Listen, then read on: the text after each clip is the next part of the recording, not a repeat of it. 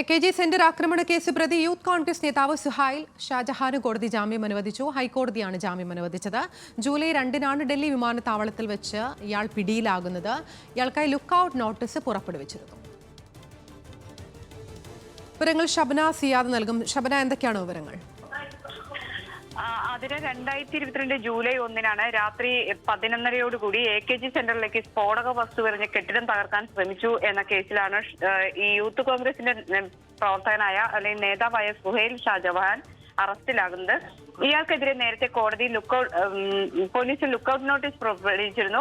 പിന്നീട് ഡൽഹി വിമാനത്താവളത്തിൽ എത്തിയപ്പോൾ എമിഗ്രേഷൻ ഉദ്യോഗസ്ഥരാണ് ക്രൈംബ്രാഞ്ചിനെ വിവരം അറിയിച്ചത്. തുടർന്നാണ് ഇയാൾ അറസ്റ്റിലാകുന്നത്. AKG സെന്റർ നശിപ്പിക്കണം എന്ന ദുരുദ്ദേശത്തോടെ പ്രവർത്തിച്ചു, ക്രിമിനൽ ഗൂഢാലോചന, സ്ഫോടക നിരോധന നിയമം തുടങ്ങിയ കുറ്റങ്ങൾ ഇദ്ദേഹത്തിനെതിരെ ചുമത്തിയിരുന്നു. സംഭവ സമയത്ത് ഈ സമീപ പ്രദേശങ്ങൾ പോലും താൻ ഉണ്ടായിരുന്നില്ല എന്നാണ് സുഹൈൽ ഷാജഹാൻ ഹൈക്കോടതിയെ അറിയിച്ചത്.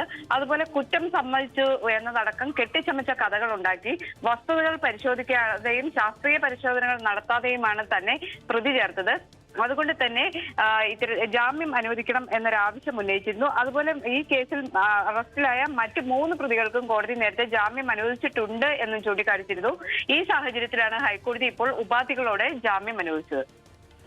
ശരി, AKG സെന്റർ ആക്രമണ കേസ് പ്രതിക്കാണ് ഇപ്പോൾ ജാമ്യം അനുവദിച്ചിരിക്കുന്നത്. ഷബ്ന സിയാദാണ് വിശദാംശങ്ങൾ നൽകിയത്.